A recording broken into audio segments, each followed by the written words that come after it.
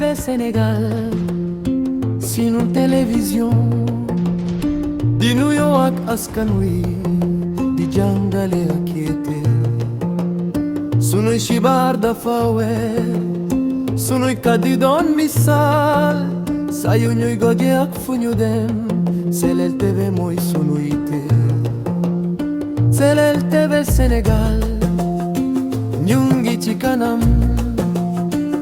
xibaar yu wóor di ñëw fekk si la bati sa biir gox ay reportage ak ay émission yu neex ci sunu xol Selel TV Sénégal sunu kàddu sunu doole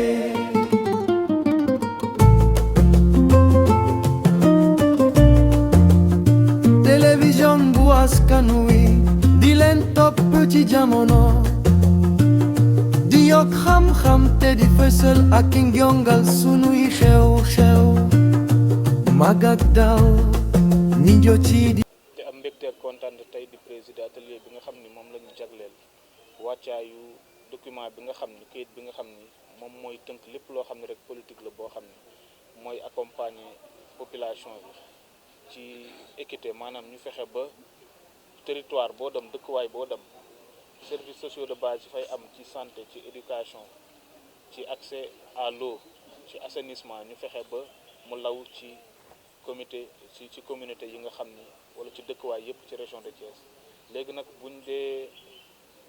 ci tënk rek buñ dee xayma situation région de Thiès mën nañ ni réalité yi bokkul boo demee ci ville bi ak boo demee ci zone périphérique bi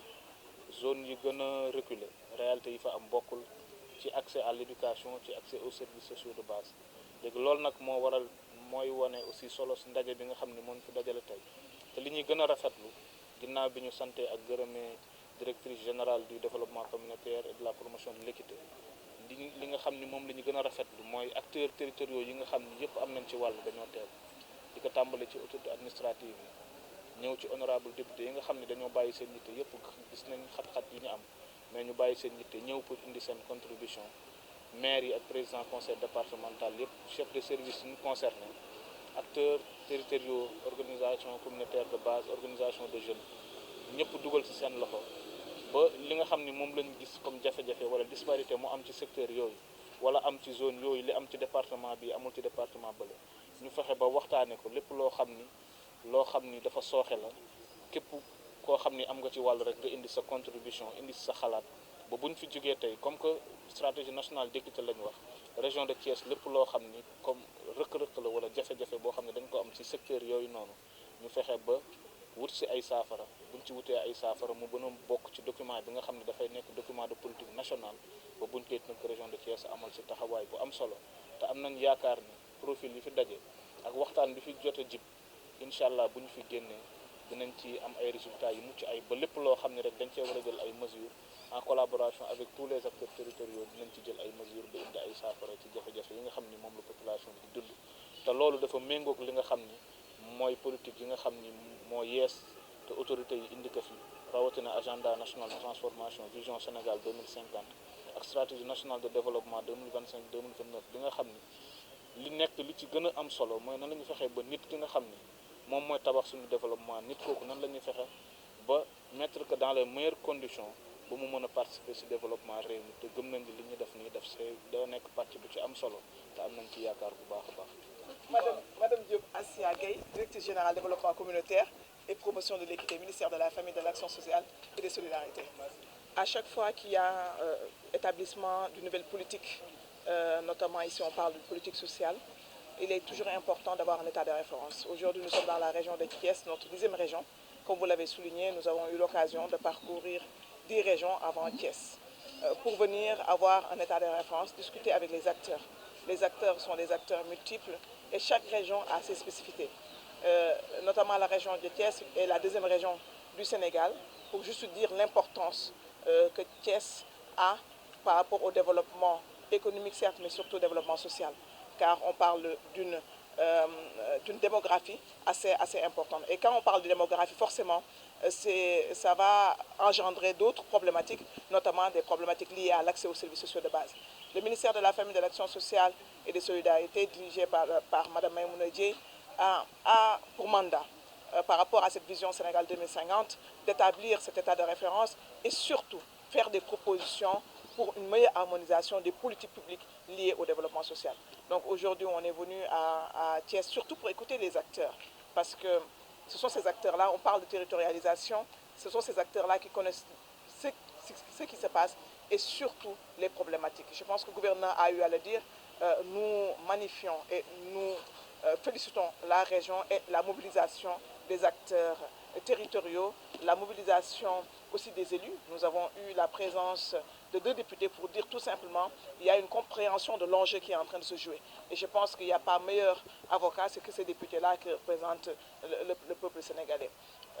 Aujourd'hui aussi, c'est l'occasion pour nous aussi de faire des propositions d'innovation. Ce que le ministère a proposé par rapport à ce diagnostic-là, qui va être un diagnostic en tout cas complet sur, comme l'a dit le gouverneur, sur les 7 accès aux services sociaux de base, mais certainement nous écoutons peut-être d'autres problématiques vont surgir parce que chaque région a sa particularité. Vous pouvez rappeler ces 7 accès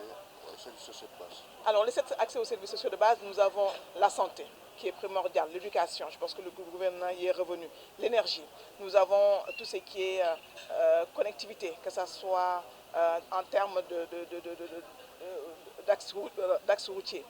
Nous avons tout ce qui est lié à l'énergie, je pense qu'on l'a dit, à l'eau et assainissement, nous l'avons dit. Nous avons rajouté un 5e, vous avez eu à le voir, hein, pour nous qui nous semblait important, c'est tout ce qui est lié à la culture et à la jeunesse, etc. Parce qu'on ne peut pas avoir une population de 75% de jeunes et ne pas avoir à leur adresser leurs besoins. Leurs besoins est complètement différent de ce que nous pensons. Ils ont besoin de loisirs, d'épanouissement, etc. C'est pour ça que nous l'avons ajouté. Nous avons aussi ajouté les aspects liés au logement.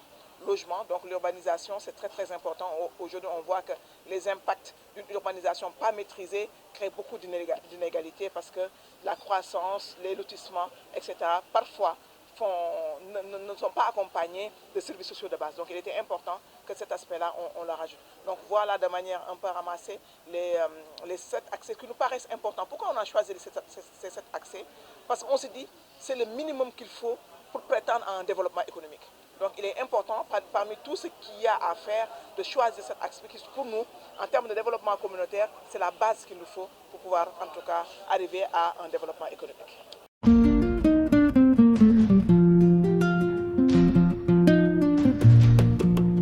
Senel TV Sénégal, sunu télévision di nuyoo ak askan wi di jàngale ak yéete. Sunuy xibaar dafa weer, sunuy kàddu doon misaal, saa yu ñuy goge ak fu ñu dem. Senel TV mooy sunu yitte. Senel TV Sénégal, ñu ngi ci kanam. Xibaar yu wóor di ñëw fekk si la bati sa biir gox, ay reportage ak ay émission yu neex ci sunu xol. Senel TV Sénégal, sunu kàddu sunu doole.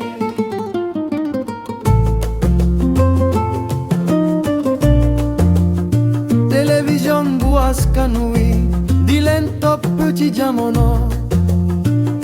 di yokk xam-xam te di fësal ak njongal sunuy xew-xew. Mag ak ndaw ñi jot ci